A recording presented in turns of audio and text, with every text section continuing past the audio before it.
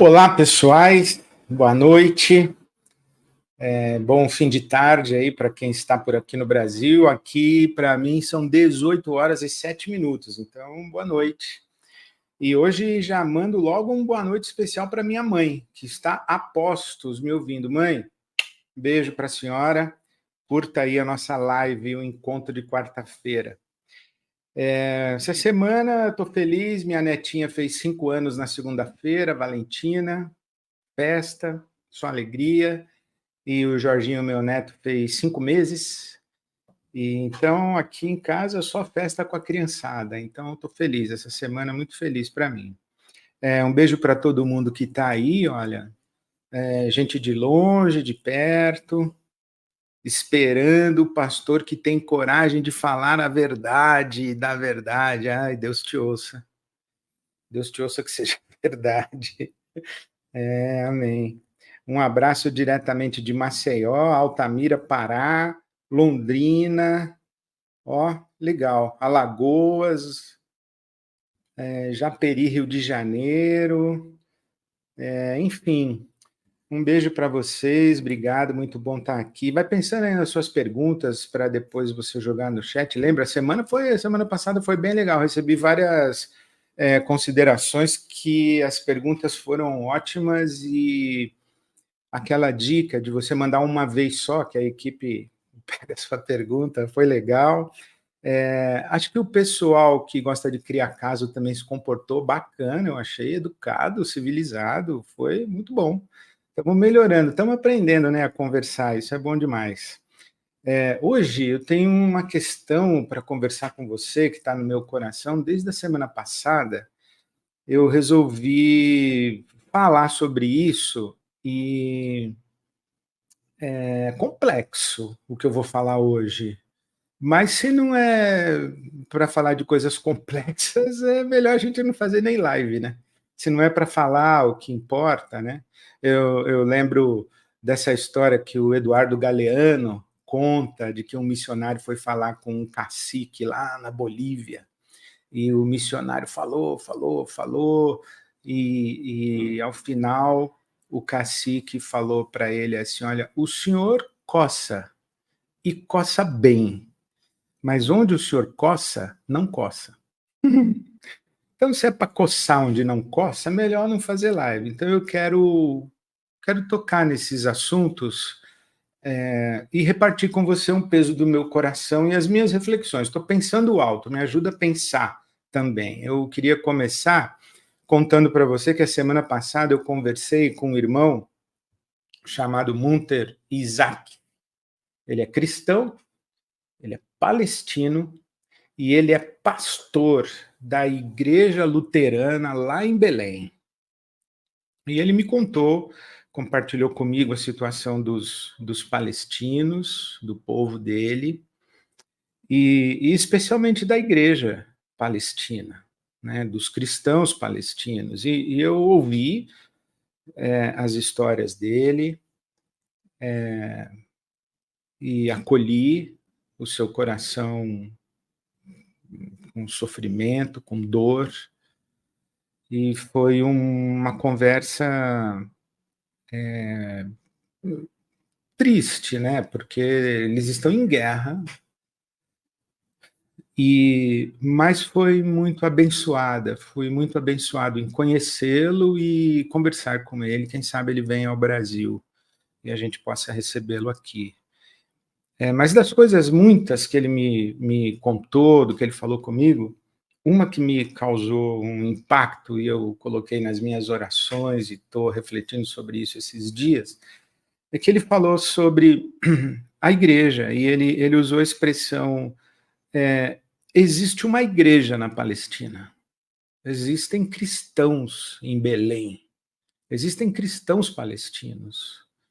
E ele disse, a sensação que nós temos aqui é que a igreja no Ocidente, e ele estava falando da tradição evangélica reformada, né? Ele não estava falando do catolicismo, ele estava falando porque ele é luterano. Então, ele estava falando dessa igreja no Brasil. A sensação que nós temos é que ela é praticamente unânime no seu apoio a Israel. ao sionismo. E nós, palestinos, somos classificados ou identificados, se não na nossa totalidade, hegemonicamente, como inimigos da fé cristã.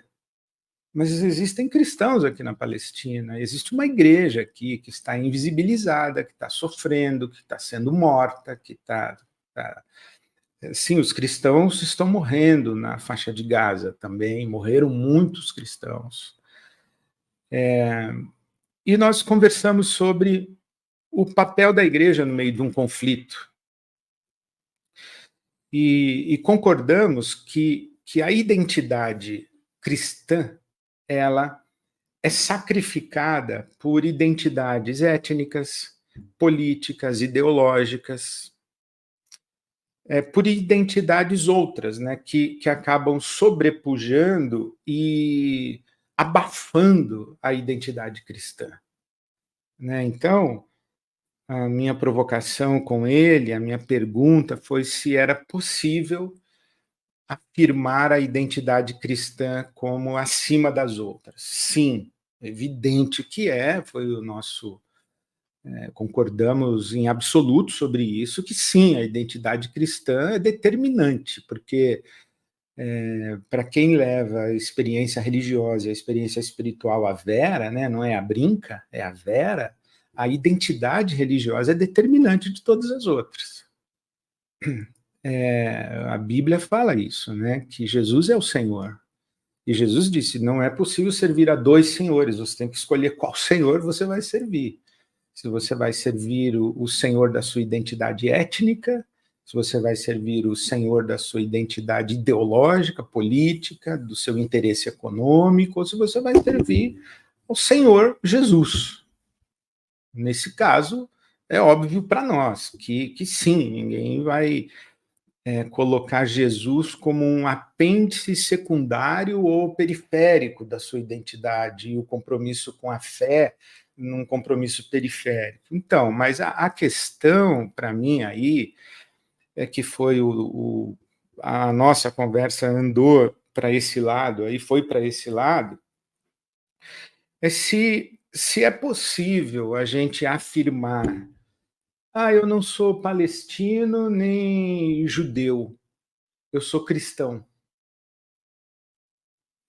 Eu não sou negro nem branco, eu sou cristão. Eu não sou rico nem pobre, eu sou cristão. Ou, como a gente ouve muito aqui no Brasil, eu não sou nem de esquerda nem de direita, eu sou do alto. É interessante. É possível isso? É razoável esse tipo de discurso? E é exequível? É factível? É possível viver dessa maneira, dizendo eu não sou nem isso nem aquilo, eu não tenho lado, eu sou cristão? A identidade cristã anula as outras identidades? É a minha pergunta para você, né? Então, por exemplo, imagine que eu diga assim, eu não sou nem branco nem negro, eu sou cristão, eu não vejo cor da pele. Para mim, todos são meus irmãos e irmãs, Deus é pai de todos, Deus não tem cor, Deus não tem raça. Então, eu não sou nem branco nem negro, eu sou cristão. E todo mundo é meu irmão e eu não vejo a cor da pele. Ah, é? Você não vê a cor da pele? Então você está negando a minha condição de negro, diria um negro para mim.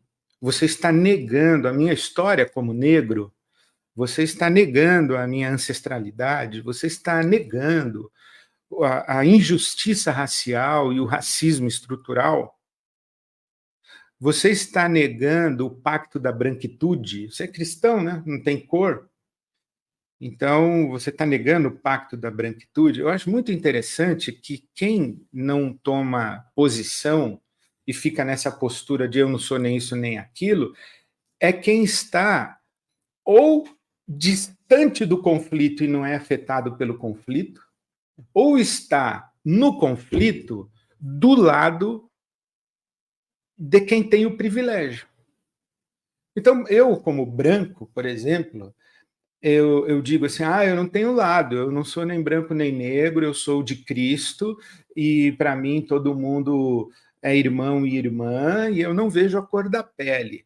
Mas eu não tomo enquadro da polícia 4 vezes por semana.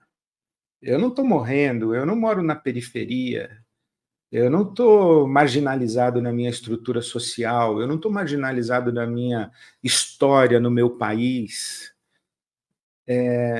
Outro dia mesmo eu estava almoçando com um amigo num restaurante aqui em São Paulo, falando sobre isso, e ele disse assim para mim: olha, Ed, em todo lugar que eu vou, porque ele tem uma condição social da categoria dos ricos, ele diz: em todo lugar que eu vou, eu sou o mais escuro. Inclusive nesse restaurante que a gente está agora. Olha em volta. Não tinha nenhum negro, e ele de fato era a pessoa de pele mais escura no restaurante. Então, para mim, é fácil. Agora, se eu tivesse ali sendo morto, sendo violentado, sendo fisicamente agredido e tendo os meus direitos, eu não ia dizer eu não sou nem negro nem branco.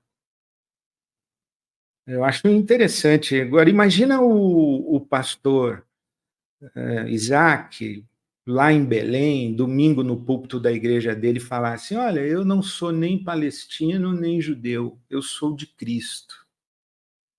Com o povo palestino morrendo, já morreram 35 mil pessoas.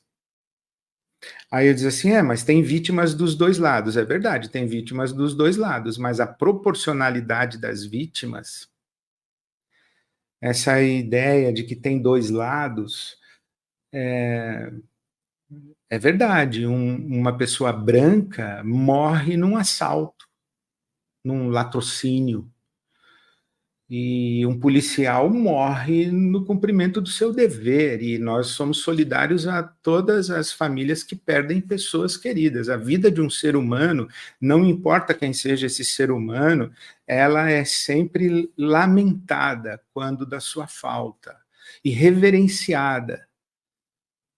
Mas um branco que morre num assalto é notícia, e é uma tragédia.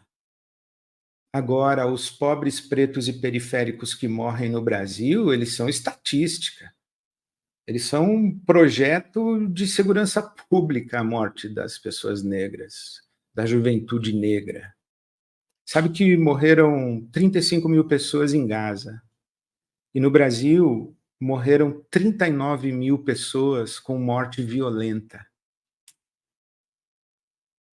Bala perdida tem endereço e cor. CEP. Então, é possível que o pastor lá em Belém, com seu povo sendo morto, Gaza esmagada, reduzida a pó, dizer: eu não sou nem a favor do sionismo, nem a favor do Hamas, eu não sou nem judeu, nem palestino, eu sou cristão? Será que é possível no meio do conflito?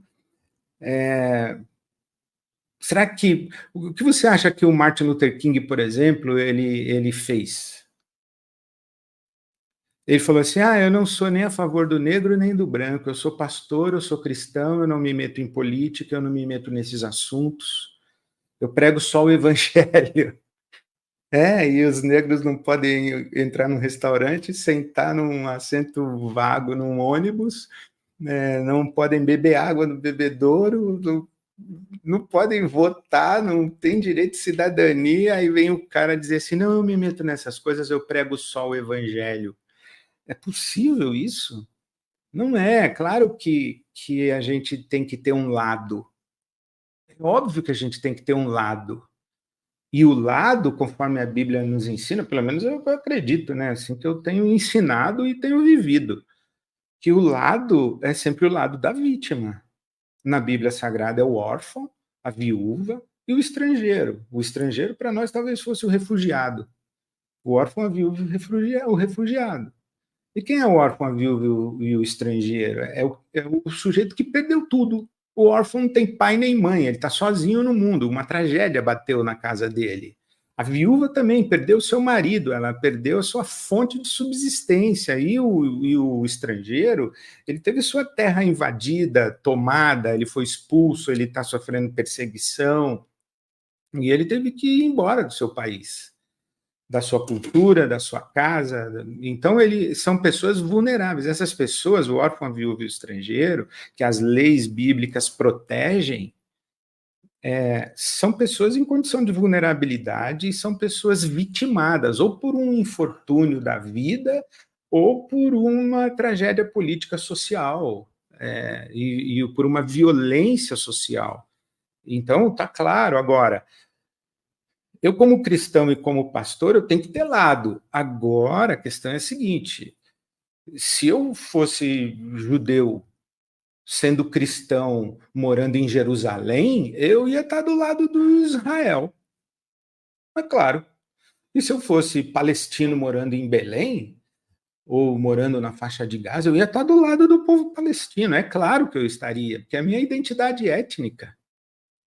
E é a minha condição de padecimento e de sofrimento. Agora, sendo cristão, eu tenho que ter um lado e viver nesse lado de maneira cristã. Eu acho que essa é a parada que o pessoal não está entendendo. E é nesse sentido que eu ouvi o pastor Isaac dizendo para mim que as identidades políticas, ideológicas e étnicas, elas sobrepujam a identidade cristã. Então, tipo assim, eu sou judeu e cristão, e eu tenho o ódio do Hamas e do palestino. O ódio não é uma postura cristã. Não, mas eles mataram a minha casa e a minha família. Ué, é verdade. E Jesus não disse virar outra face, amar o inimigo, se você ama só quem é seu amigo? Qualquer um faz isso, até a abelha. O que Jesus está dizendo é: se você quer ser filho de Deus, então ama o seu inimigo. Isso é ser cristão. Por isso que eu aprendi com o Luther King e com o Desmond Tutu. Eu acho que esse é o grande legado deles. O Luther King falou assim: olha, eu sou a favor dos negros, mas eu não sou contra os brancos. Eu não odeio branco. Eu sou a favor dos negros. Diferentemente, por exemplo, da postura de um James Cone. O James Cone, quando escreve Teologia Negra, ele diz: o problema é que nós perdoamos os brancos, tinha que ter passado a foice nos brancos. E é uma postura cristã. Então, veja que ele tem lado, e ele está certo, ele é negro, e ele viu o povo negro sofrendo, ele tem que ter lado. O Malcolm X, ele teve lado, só que ele teve um lado de um jeito islâmico. Era uma postura completamente diferente do Luther King. Eu estou do lado dos negros, mas eu estou do lado dos negros de um jeito cristão, disse o Luther King. Eu não quero ódio, eu não quero violência. A mesma coisa o Desmond Tutu, quando a África sai do apartheid e Mandela é eleito, e o pessoal fala assim: o Mandela foi preso porque ele fez atentado terrorista. Ele ficou 27 anos na prisão, e quando ele foi eleito presidente, ele poderia partir para o Revide, não partiu. Ele não partiu para o Revide, ele partiu para reconstruir a África do Sul. A proposta do regime que entra como superação ao apartheid não é de revidar contra os brancos. Foi instituída a Comissão da Verdade e Reconciliação, que o Desmond Tutu, que é o arcebispo anglicano da cidade do Cabo, o Desmond Tutu foi um dos idealizadores e coordenadores, e foi Prêmio Nobel da Paz por causa disso. Então, eu sou a favor dos negros, mas de um jeito cristão. Eu tenho lado, mas de um jeito cristão. E quando a gente não tem essa postura, a gente coopera para a guerra. E quando a gente não assume lado, a gente mantém o status quo. Quem não trabalha para mudar as coisas, sustenta as coisas como são. E quem assume um lado, mas permite que a sua identidade cristã seja sobrepujada, abafada pela outra identidade, então, tipo assim, eu sou de esquerda, é o meu lado, mas eu sou cristão. Evidentemente que a minha identidade cristã julga não apenas aquilo no mundo que eu quero mudar, mas o próprio lado com o qual eu me identifico. Se eu sou de direita, eu sou de direita e eu julgo as propostas da esquerda, mas eu faço isso a partir da minha ótica cristã, inclusive julgando as próprias propostas da direita, que, como cristão, eu não posso concordar. Do mesmo jeito que o cara que é de esquerda, tem coisa da esquerda que ele não pode concordar. Porque qual é a identidade que vai falar mais alto?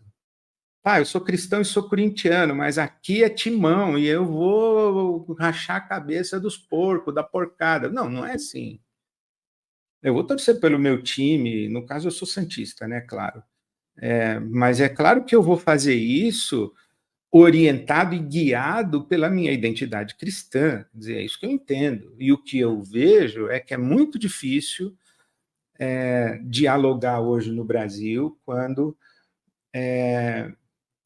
a gente assume um lado e esse lado, para nós cristãos, ele é um imperativo ético, tem que ter um lado, mas ele precisa ser controlado pelos nossos valores de fé e pelo nosso compromisso com o Senhor Jesus. Mas a gente tem que ter lado. E no caso, eu ouvi um pastor palestino dizendo: olha, existe um lado que está invisibilizado, que está sofrendo, e a igreja no Ocidente assumiu uma postura que não é cristã. É muito mais influenciada por contorno étnico, político e ideológico. Essa afirmação de que os palestinos eles são inimigos da fé, mesmo se fossem, não é matar todo mundo que resolve o problema, a gente sabe disso. E esse é o grande desafio da igreja hoje no mundo. Como é que a igreja vai cooperar para sairmos desse mundo binário, polarizado, bélico, onde todo mundo mata todo mundo? A igreja vai entrar nessa brincadeira, ela vai também partir para a violência, ela vai partir para o radicalismo, e ela vai retroalimentar as forças de guerra, guerra social, guerra política, guerra ideológica, guerra econômica, e guerra religiosa, inclusive. A igreja vai ficar destruindo os terreiros de religiões afro? É assim? Não. Eu tenho lado. Eu sou cristão. E o ser cristão orienta os meus compromissos e os meus engajamentos sociais, políticos, cívicos. Porque uma coisa é verdade: o evangelho do reino de Deus não é neutro. Jesus disse: quem comigo não ajunta, espalha. E quem não é por mim é contra mim. Não adianta você falar assim: não sou nem de Jesus nem do diabo, eu sou neutro. Não, não é não. Jesus disse que isso não era possível. Então eu peço a Deus que você tenha sabedoria e discernimento para assumir os lados, mas que você assuma o lado e se engaje e milite a partir da sua ética e do seu compromisso de fé com Jesus Cristo, que é o Senhor. Esse é o meu caminho. Eu queria ouvir você, manda suas considerações e as suas perguntas aí. O que você me diz? Vamos lá. O que temos?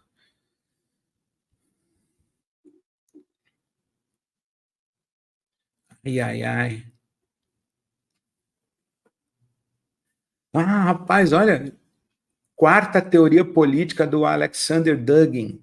Cara, eu não conheço a quarta teoria política do Alexander Dugin, mas eu li A Luta pela Eternidade e o Tradicionalismo, o Júlio Evola, René Guénon, o Dugin, esse Bannon, a mente brilhante por trás do Donald Trump, é um cara que é dessa turma aí do tradicionalismo. O Olavo de Carvalho, falecido, bebia nessa fonte.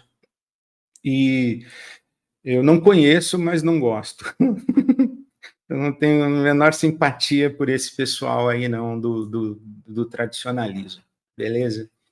Mas boa dica, eu vou atrás desse negócio aí. Quarta teoria política. Vou ler isso aí, vou atrás. Pastor, você acha que racismo estrutural também está presente na igreja evangélica? Carlos André. É o mesmo Carlos André que fez a pergunta? Não. Carlos André. Ou se tá, claro que tá. Eu costumo dizer que eu estudei num seminário batista e convivi com muitos missionários norte-americanos, nenhum negro. Nunca conheci um missionário batista negro aqui no Brasil. Muito interessante, né? As igrejas, elas são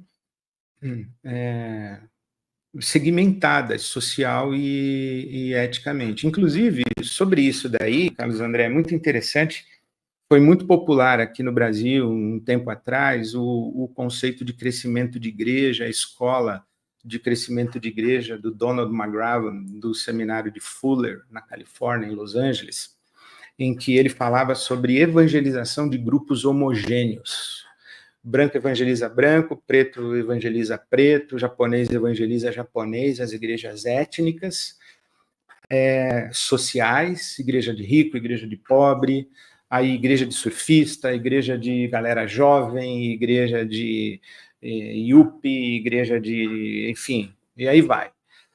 E aí, em 1974, no famoso Congresso de Evangelização em Lausanne, na Suíça, um congresso organizado pela Fundação Associação Billy Graham, os teólogos latino-americanos foram lá e meteram a boca nesse negócio. Eles disseram que evangelização de grupos homogêneos e igreja de grupo homogêneo é uma traição do evangelho, porque o evangelho é necessariamente a palavra de reconciliação dos diversos, né? A igreja de Jesus é composta por pessoas de toda raça, tribo, língua e nação. E no corpo de Cristo não há judeu nem grego, servo nem livre, judeu nem gentio, né? E macho ou fêmea, porque Cristo faz de todos um.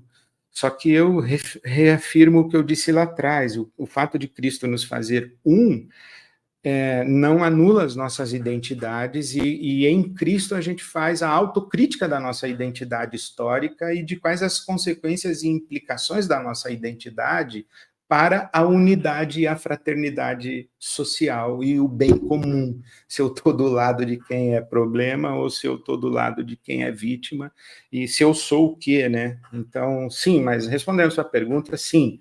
Você acha que o racismo estrutural está presente na igreja? Sim, está. Assim.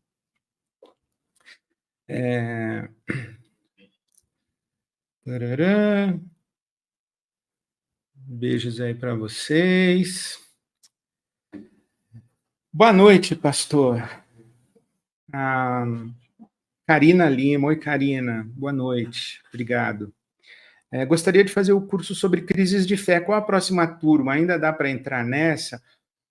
Não dá. Infelizmente não dá, mas nós vamos abrir novas turmas. Você só acompanhar as nossas mídias sociais, as minhas mídias sociais, né, o Instagram, especialmente, e aqui nas lives eu vou divulgar bastante. Se você quiser, entra no site, deixa seu e-mail que você vai receber informação privilegiada, tá bom?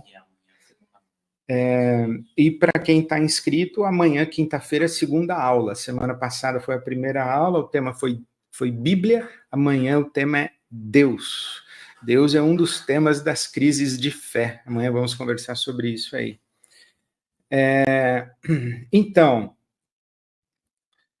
o que mais temos? Ed, a sua participação no Inteligência Limitada não vai acontecer amanhã. Danilo, vai acontecer amanhã, mas eu descobri que vai ser gravado, então vai ao ar ou na próxima semana ou mais para frente, sim. Vou participar do Inteligência Limitada amanhã. E eu acho legal esse nome, né, que é inteligência limitada. Diz o Vilela que é limitada só da parte do anfitrião e que os convidados não fazem parte desse adjetivo, a inteligência limitada, mas eu me solidarizo com ele. Vamos ver o que as inteligências limitadas conseguem conversar amanhã. Matheus Mota. Fala, Matheus. Boa noite. Boa noite a todos. Ed, quem são os conservadores que você admira? Em quais aspectos você se distancia e se aproxima dessa tradição?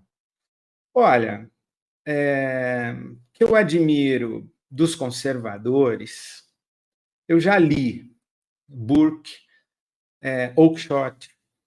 E eu leio muito e eu admiro muito o João Pereira Coutinho, que escreve na Folha de São Paulo. Na verdade, o João Pereira Coutinho foi o meu mentor bibliográfico para o entendimento do pensamento conservador, né? A gente tem uma ideia distorcida que ser conservador ser reacionário, ser atrasado, ser contra isso, contra aquilo outro. Não, não tem nada a ver. Filosoficamente, o pensamento conservador é muito elaborado, muito consistente e muito inteligente. Eu tenho muita simpatia pelo pensamento conservador. Eu acho que existe uma extrema-direita, sim, reacionária, uma extrema-direita totalitária, antidemocrática, que não tem nada a ver com ser conservador. Eles, inclusive, jogam contra um movimento conservador no Brasil. No Brasil não existe um movimento conservador inteligente. No Brasil existe uma extrema-direita que não sabe nem do que está falando, né? Mas eu tenho simpatia pela questão das liberdades, eu tenho simpatia pela questão do Estado não se intrometer em legislar a ética, a religião dos outros, não dar palpite na vida dos outros, de ser um Estado que defende essas liberdades individuais, as liberdades de consciência. Tenho simpatia, sim, pela ideia conservadora, no sentido de que existem hábitos e estruturas históricas que estão aí há muito tempo dando organização à vida e que não muda de um dia para o outro, que nem toda mudança é necessariamente positiva e que a gente tem que aprender com os nossos antepassados. Mas eu gosto muito dessa questão, dentro do conservadorismo, das liberdades. E uma sugestão para quem quiser ler, As Ideias Conservadoras, do João Pereira Coutinho, é uma boa porta de entrada para você pensar sobre isso. Eu recomendo assim fortemente, tá bom? Aliás, deixa eu aproveitar e recomendar mais. Não estava no plano, mas tem um texto que foi escrito, eu sei que o João Pereira Coutinho participou, o Luiz Felipe Pondé, que chama Por que Virei à Direita? O título do livro é Por que Virei à Direita. E o Vladimir Safatli escreveu A Esquerda que Não Teme Dizer Seu Nome. Então, se você quiser entender, não com papo de botequim, mas com reflexão teórica, o pensamento conservador e o pensamento de esquerda, eu recomendo aí para você, João Pereira Coutinho, Vladimir Safatli, Porque Virei à Direita, e A Esquerda que Não Teme Dizer Seu Nome, tá bom? O cristianismo trumpista nos Estados Unidos é nacionalista. O cristianismo brasileiro quer fugir do país. Isso é economia. Olha, eu não sei nem falar. Fitospe. Bom, um beijo para você, um abraço. É interessante, o nacionalismo cristão é um negócio sério, porque aí, tá vendo, como uma identidade sobrepuja a identidade cristã, né? Nacionalismo, patriotismo, acaba conspirando contra a identidade cristã. Regiane, boa noite, obrigado. Pastor, se dizem que as coisas vão piorar até que Jesus volte, por que militar pelas pautas do mundo? Por que, querida, se o contrato de locação do seu apartamento vence dia 30 e no dia 15 furar um cano na sua cozinha, você vai consertar o cano, não é? Não é porque você vai entregar um apartamento dia 15 que você vai deixar o cano. E por que você não vai deixar o cano? Porque o cano furado na sua cozinha, eu não estou com ironia, tá? Desculpa aí. O cano vai trazer desconforto, vai trazer problema, vai acabar estragando coisa na sua cozinha, vai dar um caos. e vai comprometer o prédio, vai comprometer a estrutura do prédio, esse vazamento, o seu vizinho de baixo vai começar a reclamar, então você diz assim, o cano é meu na minha cozinha, eu deixo alagar, eu não tenho problema de pisar lá, tudo vazando, tá, mas tem vizinho embaixo que vai começar a pingar na cabeça dele, e vai comprometer a estrutura do seu prédio. Então é o seguinte, não é porque o mundo vai acabar, porque Jesus vai trazer a Nova Jerusalém, que nós vamos deixar vazamentos no nosso mundo. Nós não vamos deixar acabar com a floresta, nós não vamos deixar esgoto a céu aberto, nós não vamos deixar um vírus matar todo mundo sem a gente lutar contra ele, descobrir vacina e boa medicina.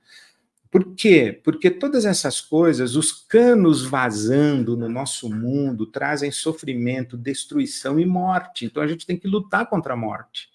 Então, Jesus disse que os cavaleiros, né, do Apocalipse são guerra, fome, peste e morte.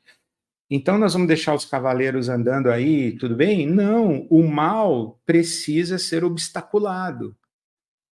E Jesus disse que a igreja existe para isso, para invadir o reino das trevas, e as portas do inferno não vão prevalecer contra a igreja. Isto é, nós vamos fazer o mal recuar com a ação do bem, com a ação da justiça, com o testemunho do evangelho do reino de Deus. Nosso papel como cristãos e como igreja no mundo é dizer, olha, o reino de Deus chegou. Eu, na minha juventude, ouvi o reverendo Robinson Cavalcante ensinando que a missão da igreja é manifestar aqui e agora a maior densidade possível do reino de Deus que se consumará ali e além. Eu achei lindo isso. Então, se ali tem gente com fome, se ali tem gente com frio, se ali tem gente desabrigada, se ali tem gente analfabeta, se ali tem gente solitária, se ali tem gente sofrendo violência, a igreja tem que manifestar a maior densidade possível do reino de Deus, como um sinal profético do reino que virá. Né? Como é que eu sei que o reino virá? Porque ele já dá os seus sinais na história, foi isso que Jesus nos ensinou. Então, e outra coisa, Regiane, eu não acho que são pautas do mundo, não. Eu não acho que defender a floresta é pauta do mundo.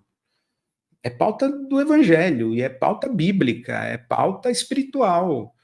Deus nos criou, nos colocou a leste do Éden no jardim e disse para a gente cuidar e cultivar a terra, não disse para a gente tacar fogo no Éden. Disse para a gente cuidar, nós somos os cuidadores, né? O Scholem, nós somos os que cuidam, nós somos os cuidadores da criação. Então, eu não acho que isso é pauta do mundo. Sabe, defender criança que sofre abuso, isso não é pauta do mundo. Defender garantia de direitos das pessoas pobres ou empobrecidas, né? Defender o fim da escravização, eu não acho que isso é pauta do mundo, isso é pauta do evangelho. Isso é o evangelho. Né? Tiago, inclusive, diz que se você vê uma pessoa com fome e diz para ela, Deus te abençoe, e não faz nada, sua fé é morta.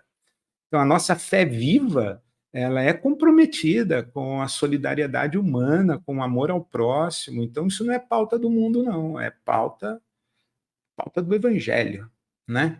Então, Regiane, espero ter respondido aí. Vamos trabalhar junto, irmã. Vamos na militância aí, assumir o lado dos que sofrem, né? Das vítimas. Isso aí é o evangelho. Kelly, boa noite, Kelly. Beijo para você.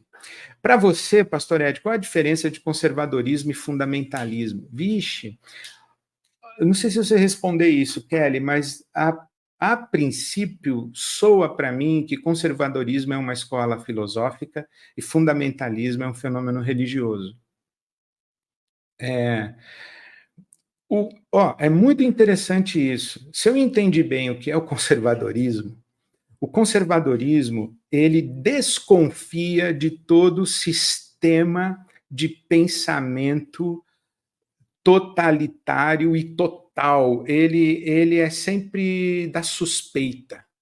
O conservador, ele não tem resposta simples para nada, porque ele enxerga as variáveis de todo o fenômeno histórico, de toda a circunstância, né? Inclusive com a luz da própria história. né? Iluminado pela própria história. Então, não, conservador fundamentalista é uma contradição de termos. O conservador, ele é questionador, ele é desconfiado de todo mundo que tem muita certeza. O fundamentalista, ele já é o senhor certeza e a senhora certeza.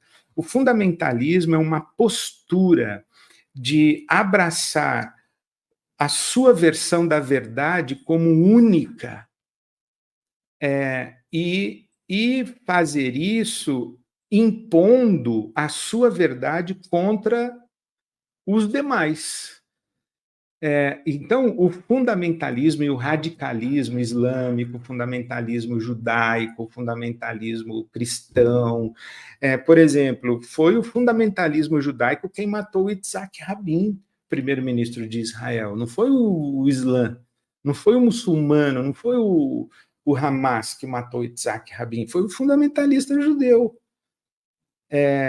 Então, eu tenho para mim que o meu inimigo e o inimigo do mundo não é o Islã, não é o judaísmo, não é nem o cristianismo, inclusive eu sou cristão, é o fundamentalismo. O fundamentalismo é uma postura de abraçar a sua verdade como se ela fosse a única e que ela precisa valer para todo mundo.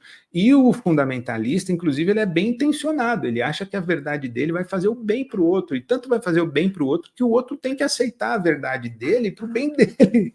E se tiver que enfiar a goela abaixo, ele vai enfiar, porque, olha, é para o seu bem. O fundamentalista é esse, é o cara que vai lá, te faz o mal dizendo que é para o seu bem. Né? Desrespeita a sua consciência, a sua liberdade, desrespeita o seu ritmo de descobrimento da existência, da vida, da experiência espiritual, para impor a sua verdade. Né? Então, fundamentalismo e conservadorismo são dois fenômenos opostos. Um é filosófico, outro é religioso, e, na minha opinião, conservadorismo e fundamentalismo são duas coisas distintas. Conservador, fundamentalista, é uma contradição de termos. Ale Yoga, ó, que legal. Ale, boa noite, muito bom. Pastor, sou vegana. Ah, então é Alessandra, deve ser, né?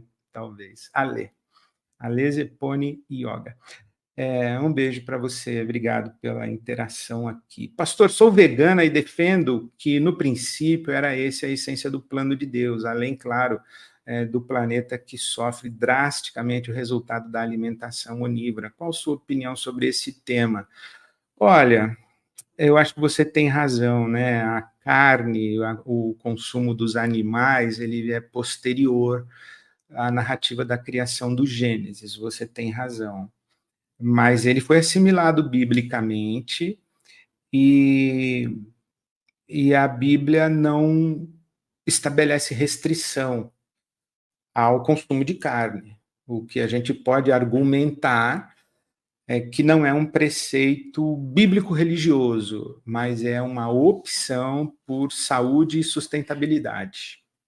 Então, por exemplo, né, as regras dietéticas do Velho Testamento, carne de porco, por exemplo, tem a ver com saúde. Era uma lei sanitária, não era uma lei ritual religiosa, era uma forma de proteger a saúde de um povo naquelas condições. E a gente precisa fazer essa distinção. E eu estou lembrando aqui que é muito interessante que o Pedro, que era um apóstolo e não queria contato com os gentios, os não-judeus, ele tem uma visão na ilha de Jope, e ele vê um lençol aberto com os animais que ele considerava impuro, ou impuros, e Deus diz, não tenha por impuro aquilo que Deus purificou. É uma metáfora, é uma linguagem, mas é interessante, né, que o Pedro tem uma visão dos animais que Deus purificou. Então, eu acho que o argumento do veganismo como opção de saúde e com o argumento da sustentabilidade, né? A gente sabe o que todo o cultivo animal em grande escala, com toda a carga hormonal que está impregnada na alimentação de carne animal para produzir no volume que precisa ser produzido, isso está fazendo muito mal. Então, eu acho que é uma questão de saúde, né? Mas não uma questão bíblica, religiosa, espiritual, na minha opinião. A menos que a gente faça casar saúde com espiritualidade, que tem tudo a ver, eu diria que não é uma prescrição religiosa, tá bom? Gilmar. Olá, Gilmar, boa noite. Sempre ouvir para não te ouvir, mas estou gostando de você. Ah, que legal, eu fico feliz, viu, Gilmar? Me enganaram. Ah, que beleza. Olha, que bom, eu fico muito feliz, Gilmar. Sabe que já valeu a gente fazer as nossas lives, porque uma coisa que eu sempre pensei, falei assim, meu, o pessoal que me critica não me escuta. Os caras me falam cada coisa de mim, eu falo, poxa, mas domingo passado eu falei um negócio contrário a isso que estão me acusando, ou já esclareci, eu fiquei muito na bronca, né? A sociedade da lacração é muito interessante, mas estou gostando dessa propaganda negativa aí, e que bom, Gilmar, que você veio me ouvir, é muito prazer e muito obrigado, fico feliz. Everton, Pastor Ed, você é calvinista? Não. Ah, então você é arminiano? Não. Você é universalista? Não. Então o que que você é? Não sei. Eu acho que a Bíblia Sagrada não cabe dentro de um sistema de pensamento. Ó, tá vendo? Essa resposta foi bem filosoficamente conservadora. É complexo demais para você acreditar que um código de doutrina consegue resumir a Bíblia Sagrada. A Bíblia Sagrada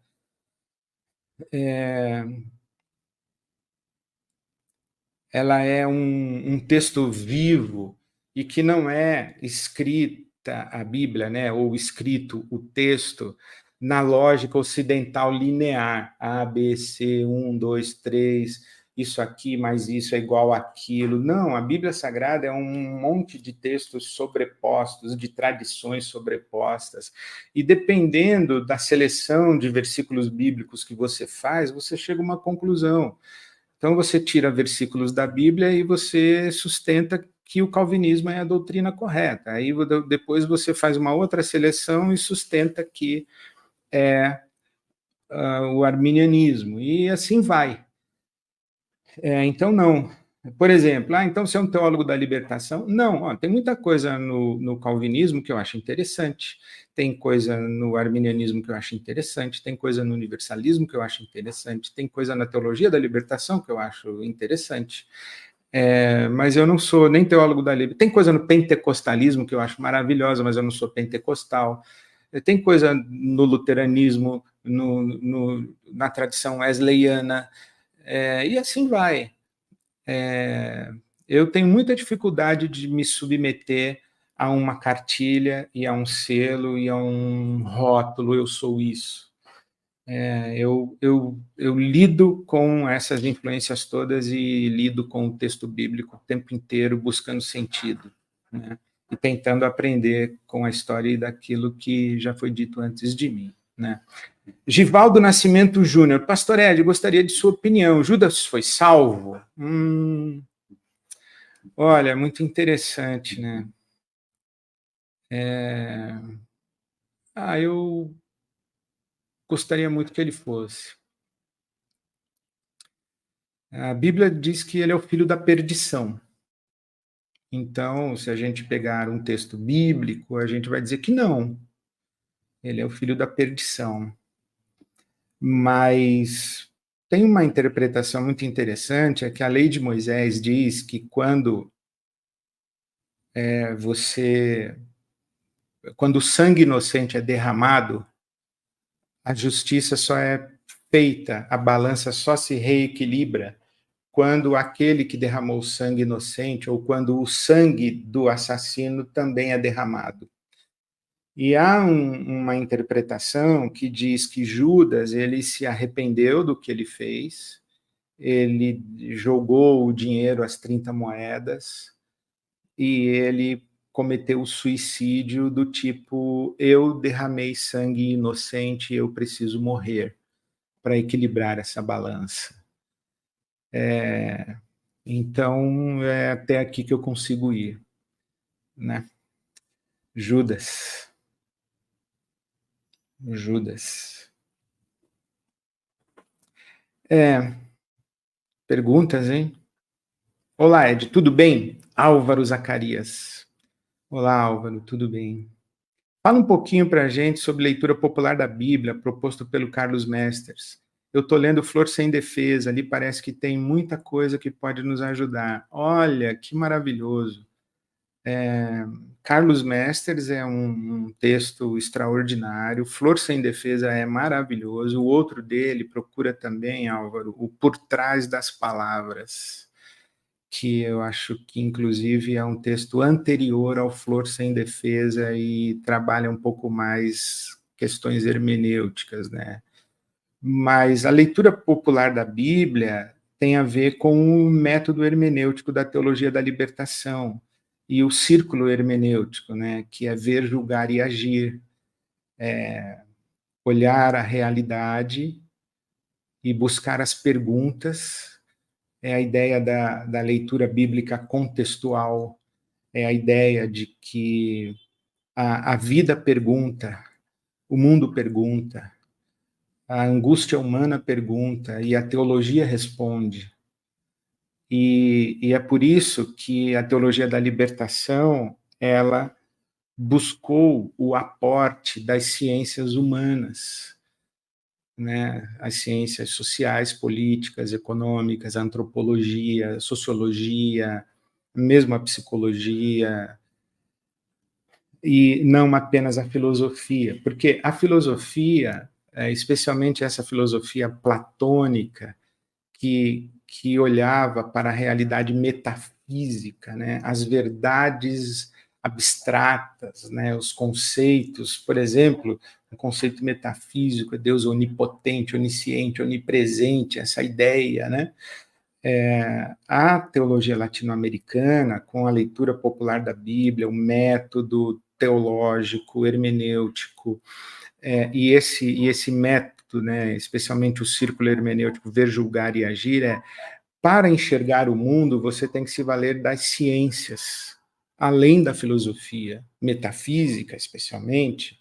Tem a filosofia, mas tem as outras ciências, você interpreta o mundo e vai à Bíblia em busca de respostas. Por isso que na teologia da libertação se diz que a Bíblia é momento segundo, primeiro a realidade, depois o texto, né? E julgar e agir. Quer dizer, tem a pergunta, tem a orientação bíblica e tem a praxis de libertação, para sair daquela condição. Então, isso é muito bonito. Carlos Mesters pode procurar, que vale a pena, tem muita coisa para aprender com esses irmãos aí. Carlos Mesters é um dos meus autores prediletos, com certeza. Marco Aurélio, boa noite, Marco Aurélio, obrigado aí. Pastor Ed, boa noite. Tenho 52 anos, nasci em um lar cristão, mas estou vivendo a maior crise de fé da minha vida. Às vezes acho que tudo que eu vi era mentira. Jesus. Olha, o que eu posso te dizer, irmão Marco Aurélio, é que eu sou solidário na sua crise. Eu acho que eu vivo em crise, e eu não acho crise uma coisa negativa. Eu interpreto crise como estar numa situação para a qual as ferramentas que colecionamos até então não são suficientes. O que é uma crise? Por exemplo, ter o primeiro filho que nasceu. Uma crise. Você nunca teve filho, tudo que você colecionou de ferramenta, de sabedoria, de experiência, você não foi para cuidar de uma criança recém-nascida. Então é uma crise, mas é uma crise maravilhosa. Mas é uma crise. Então você tem que desenvolver novas habilidades, novos conhecimentos, novas perspectivas, você começa a enxergar o mundo de outra maneira. Então a crise é sempre uma chance, por trás de toda crise existe uma chance, uma oportunidade, né, de crescer, de amadurecer. E eu diria, olha, não tenha medo da sua crise. No meu caso, fez muita diferença quando eu aprendi com o Jacques Ellul, esse teólogo francês, que ele tem uma frase muito bonita. Ele diz assim: a minha fé não é aquilo em que acredito. E ele faz a distinção entre fé e crença, né? Então, eu nunca tive crise de fé no sentido de confiança em Deus, no amor de Deus e em Deus. Mas crise de crença eu tenho um monte. Eu questiono as teorias que me dão. Por exemplo, agora acabei de responder uma pergunta. Você é calvinista? Então, eu tenho crise com o calvinismo. Eu tenho um monte de pergunta que eles não respondem e eu tenho um monte de coisas que eles respondem e que eu não concordo de jeito nenhum e não me faz bem aquela resposta. Não consigo pensar daquele jeito. Então, eu tenho problema de crença com as teorias. E sim, as teorias que você ouviu, suas crenças, podem ter sido equivocadas, mas elas sustentaram você por algum tempo. Então, está nascendo um filho aí para você e você não está preparado para isso que está nascendo. Está nascendo um novo Marco Aurélio. Preste atenção no novo Marco Aurélio que está nascendo. E preste atenção na experiência de fé desse Marco Aurélio. Se atreva, se aventure a ler outros autores, a pesquisar, a ouvir. Não tenha problema com a sua crise, não. Fica tranquilo com ela. E guarda seu coração em fé aí, que Deus vai atravessar com você esse momento aí para você depurar suas crenças. É o que eu espero que aconteça com você. E eu estou bastante feliz que você está aqui para a gente trocar essas ideias e conversar, porque, como você já deve ter percebido, aqui nesse horário das 6 da tarde eu falo de um monte de coisa que a gente concorda, discorda, não sabe direito, mas a gente se permite pensar alto e se posicionar, ainda que provisoriamente, né? É isso. A última questão, Josafá. Josafá Gomes, que horas são? São 19 horas e 4 minutos, já estamos acabando por hoje, pessoal. Boa noite, Ed. Vejo um fio de esperança com o nascimento do meu netinho Samuel hoje. Parabéns, Josafá. Não sei se é seu primeiro netinho, mas um neto e uma neta foram as duas experiências mais maravilhosas da minha vida adulta. Eu não sei se eu posso dizer da minha vida, porque, mas com certeza recentes, nada teve um poder de me mudar tanto, de me afetar tanto, quanto o nascimento da minha neta Valentina e do meu neto Jorge. Eu conheci dimensões de afetos que eu desconhecia. E eu fiquei muito feliz. Eu desejo isso para você também. Que Deus abençoe o pequenino Samuel, a você e a sua casa, viu, Josafá? Muito feliz. Então, é isso aí, pessoal. Pessoais, até quarta que vem, às 18 horas, estaremos juntos novamente. Um beijo no seu coração. Que Deus abençoe você, a sua casa, e que você seja um instrumento de paz no mundo, assumindo os lados que lhe fazem sentido, lutando pela justiça do reino de Deus, engajado, militando pela justiça do reino de Deus, conforme você tem o discernimento. Assuma seus lados, mas faça isso no Espírito de Cristo, com o caráter de Cristo e com o sopro do Espírito Santo sobre você. Tá bom? Um beijão, até quarta, se Deus quiser.